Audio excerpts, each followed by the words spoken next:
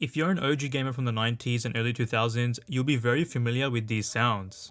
In fact, depending on the console you went with, these will bring back nostalgia that you wish you could go back to.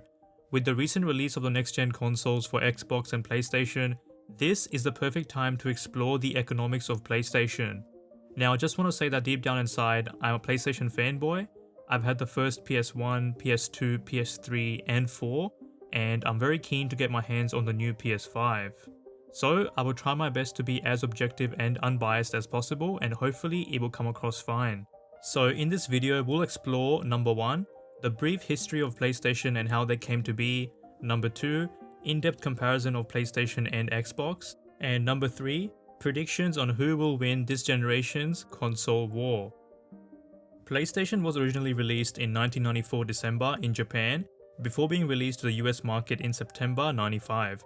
Now this console was quite revolutionary in the sense that it used CDs instead of using cartridges as the rest of the gaming world was at the time. It was a 32-bit console which was fairly new at the time. By 2005, PlayStation was the first console ever to ship over 100 million units.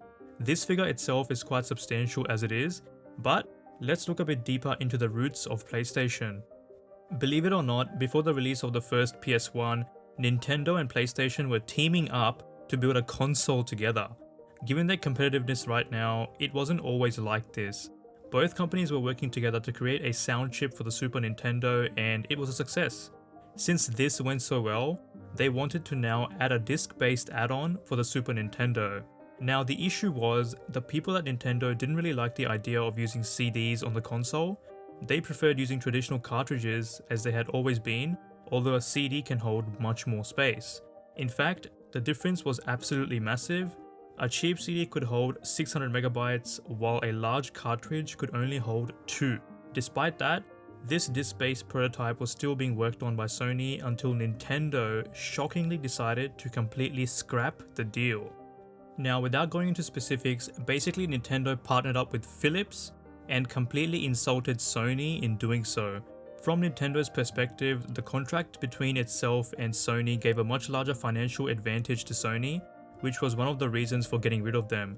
Now, of course, this was a publicity nightmare for Sony at the time, so they decided to create a completely new division called Sony Computer Entertainment, which I'm sure you guys have heard of.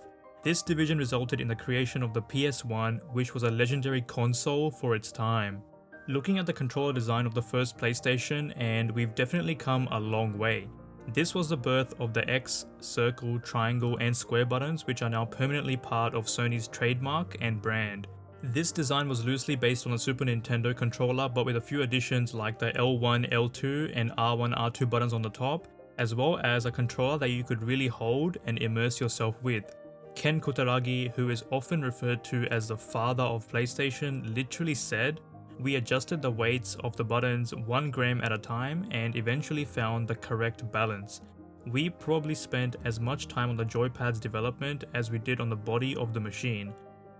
I doubt any of us actually even think about this, but it's nice to know that so much thought was put into it. Then, in the early 2000s, PS2 was released. This console was not only competing with Nintendo's GameCube, but the very first Xbox as well. It offered backwards compatibility for PS1's DualShock controller, as well as its games, which was a nice touch. If only they did this for the PS4 and PS3. The PS2 broke another record. It was the best-selling video game console of all time, as it sold over 155 million units over its lifetime. For the first time, you could have online gaming on a PlayStation, have HD graphics, and a DVD player at the same time. Nearly 4,000 games were released, including titles like GTA Vice City, San Andreas, and GTA 3, and Ratchet & Clank. The console had a lifespan of 13 years until 2013, which is also one of the longest. The new and improved DualShock 2 came out as well, which finally had thumbsticks and L3, R3 buttons, but it was still a wired controller.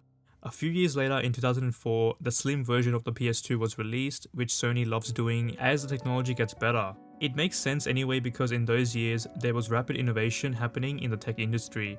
A very annoying thing that Sony did was that its PS2 models didn't come with a memory card, you always had to buy one separately. This was a very Apple-like move, and was a pretty big inconvenience back in the days. Fast forward a few more years and the PS3 was released in 2006. And now, HD gaming was the standard. PS3 had an integrated Blu-ray disc player and an internal hard disk which was replaceable. Combine that with the PlayStation Network and the PlayStation Store, and PlayStation was no longer just a gaming device, it could be used for movies, music, TV shows, online communication, web browsing, and so much more. This was the start of game consoles slowly evolving into home entertainment systems, replacing the need to buy DVD players and other electronics. In 2009, PlayStation did what they do best and released a slim version of the PS3. DualShock 3 was released, which was finally a wireless controller and added motion sensing called 6-axis. Now lastly and finally, the PS4, a console we've been using for the past few years now and hopefully loving it. This was released as a next-gen console which would compete with the rival Xbox One. Again, it had a Blu-ray player and did everything that PS3 did, but just a bit better. Looking at the technological leap from the PS3 to PS4, it wasn't as huge as say the leap from PS2 to PS3, still it was a fast console that gave us a lot. In 2016, the PlayStation decided to venture into the world of VR by releasing a PS VR headset. The DualShock 4 controller was now the best it had ever been by having coloured LED lights on the controller depending on the game. A touchpad was also added which none of us expected, a speaker, headset jack, as well as the share button. Now this brings us to the present day. What has PlayStation done in the modern day to stand out from its main competitor like Xbox? Let's dive into it. Back in the days of PlayStation 3, playing online used to be free without any costs and buying a PlayStation Plus membership was optional. This was a great advantage over Xbox for people who couldn't afford it, but with PS4, to play nearly all the games online, you need an active subscription just like Xbox. This is going to be the norm moving forward and it's no surprise why it's being done. It gives Sony and Microsoft recurring income which is predictable and manageable. So with that being said, what does PlayStation offer for its PS Plus subscription? Well, aside from the option of playing online, you get access to 2 free games each month, 100 gigs of cloud storage, PlayStation Store discounts, and exclusive DLC for games. Now the games we get each month are not AAA titles, they are very rarely AAA titles, but if you're a casual gamer, you'll enjoy this. Comparing this to Xbox, it's a little different, and it might even be better. You can have instant access to over 100 high quality games with new games being added regularly. There's similar benefits as well like discounts and in-game perks. The big differentiator with Xbox is that you can play games on PC as well as Xbox, which gives flexibility. Now, if you're just a casual gamer needing to play some titles, then Xbox might be a better option since you get instant access, whereas with PlayStation, it's only 2 games per month. But the other thing is, as long as your subscription is active with PlayStation, you can keep and play the games forever, but with Xbox, eventually those games will be taken out. There's a difference in price points as well. Xbox is about $10 per month while PlayStation Plus is $5 per month with annual plans. These holidays though, EA Play is also coming to Xbox, which is a huge benefit. Comparatively, PlayStation has launched the PS Plus collection which combines all these games and gives it to the PS5 at no extra cost as long as you have an active subscription. Now the main motive behind this is probably to encourage more people to buy the PS5 so they don't complain about the lack of games available at launch. Fair enough. This is a bit of a game changer as nearly all these games were big releases. Looking at the specs very briefly, the new Xbox beats the PS5 in GPU processing power by about 1.7 teraflops. It's also got a bigger SSD by about 175 gigs. This is a huge advantage on its own as games are definitely going to get bigger and bigger. It would have been nice to see if the SSD was at least 1 terabyte. It's a huge pain to delete and reinstall games. This would have been nicer. Perhaps the main differentiating factor you would need to consider when choosing one console over the other is the number of exclusives. After all, if both consoles can play the same games, you should mainly be indifferent, right? So let's look at that. The PS4 has had around 300 exclusives including games like Uncharted, God of War, The Last of Us, Spider-Man, Gran Turismo, and heaps of others. Compare this to Xbox and they've had half as many exclusive games like Forza, Halo, Gears of War, and Sea of Thieves.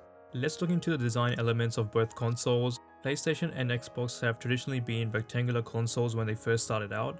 It seems that Xbox loves the boring VCR player style shape and stuck with it for the Xbox One, and with the Series X, it's just a monolithic tower. It is very minimalistic though, however there's no wow factor about it.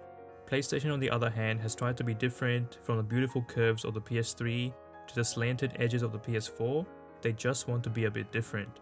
Not to mention the PS5 is very over the top and something that we never ever expected. It's absolutely massive, but has a very unorthodox design.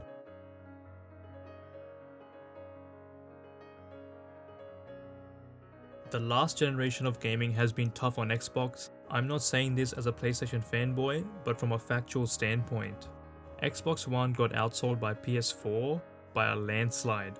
Around 47 million units were sold for Xbox, but PS4 sold more than twice that, at around 109 million units. Not to mention the PR nightmare that Xbox One had in its presentation, where all they talked about was streaming, and literally nothing was said about gaming. Watch TV. Yes, that fast. Did you see how instant that was? Go to Internet Explorer. Oh, nice. Gestures such as grab and pan and swipe up. Now, have you ever wanted to do more than one thing at a time when you're watching TV? Of course you have. Another amazing thing you can do on your Xbox. Skype. This is rocket science level stuff. This is leading me to think that a lot of people who used Xbox before may have jumped ship over to the PlayStation as a result, which means that looking at the competition this time round, PlayStation could be a winner once again. These are just my thoughts though, and it is pure speculation at this point since the consoles haven't even been released yet. I'm keen to hear your thoughts about this. Let me know down in the comments who you think will win. As always guys, thanks a lot for watching. Please like, share and subscribe, and I'll see you in the next video.